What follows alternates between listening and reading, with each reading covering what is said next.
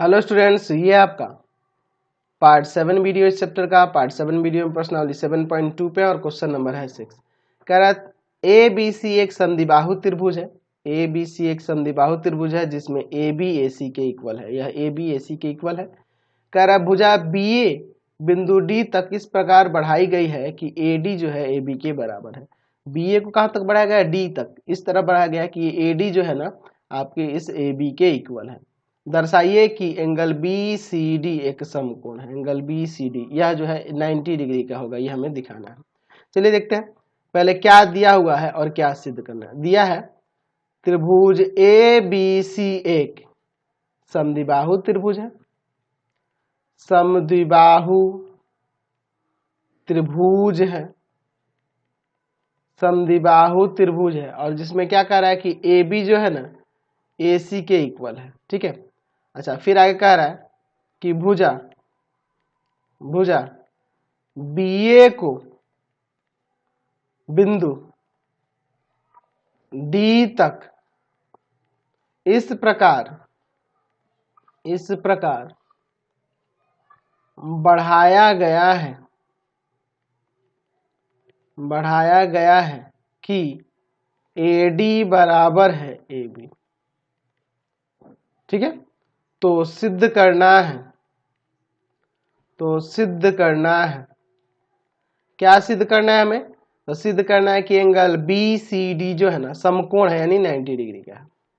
चलिए अब हम लोग इसका प्रमाण देखते हैं।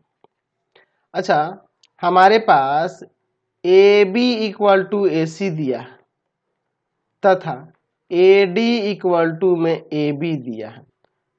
ये दोनों चीजें दिया हुआ है। ठीक है। तो इसलिए हम यहाँ पर ए सी बराबर ए डी भी तो कर सकते हैं ना। ए बी ए सी के बराबर है और ए डी ए बी के बराबर, तो ये दोनों भी एक दूसरे के इक्वल हो जाएंगे। ये इसके इक्वल हो जाएगा ना जी। चलिए अब हम लोग आगे साबित करते हैं।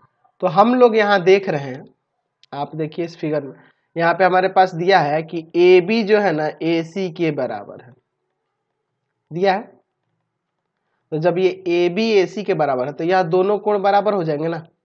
लिख सकते हैं कि एंगल ए बी सी बराबर एंगल ए सी भी। कैसे? समान भुजाओं के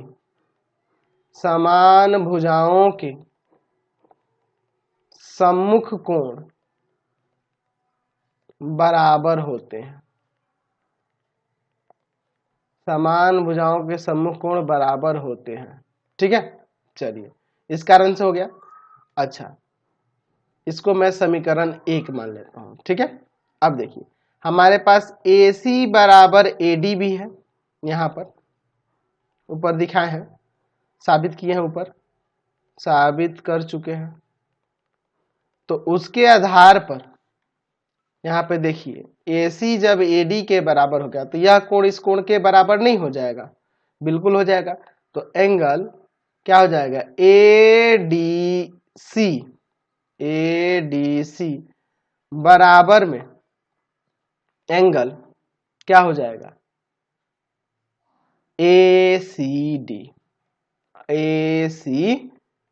हो जाएगा। ये दूसरा समीकरण मान लो। यहाँ पे भी लिख दूंगा समान भुजाओं के, त्रिभुज के अंदर समान भुजाओं के सम्मुख कोण बराबर होते हैं। सम्मुख कोण बराबर होते हैं। ठीक है। इसके कारण से हो रहा है। चलिए अब मैं क्या कर रहा हूं, इन दोनों समीकरणों को जोड़ ले रहा हूं। समीकरण 1 तथा समीकरण 2 को जोड़ने पर, चलिए जोड़ते हैं इन दोनों समीकरणों को जोड़ने पर। ठीक है। तो यहाँ पे angle A B C plus angle A D C बराबर में एंगल ए सी बी और प्लस में एंगल ए सी डी। चलिए देखिए, अब मैं एंगल ए बी सी को चाहूंगा तो एंगल डी बी सी भी लिख सकता हूं, कोई दिक्कत नहीं, एक ही बात होगी। एंगल ए बी सी लिखो या एंगल डी बी सी लिखो, एक ही बात होगी। ठीक है। और एंगल ए डी सी को मैं चाहूं तो बी डी सी भी लिख सकता हूं, उससे कोई दिक्कत नहीं है। ठीक है। अच्छा, इन दोनों कोणों को देखो, एंगल ए सी बी यह वाला कोण और एंगल ए सी डी यह वाला कोण, ये दोनों मिलके पूरा हो जाएगा, यानी एंगल बी सी डी हो जाएगा ना ये। अब हम लोग क्या करते हैं, चलते हैं त्रिभुज बी सी डी में, ऐसा ये बी सी डी में, ये तो पूरे तीनों कोणों का योग 180 डिग्री होगा ना। Angle D B C plus angle B D C plus angle B C D बराबर में 180 डिग्री। कैसे, तो यहां लिख सकते हैं कि त्रिभुज के तीनों कोणों का योग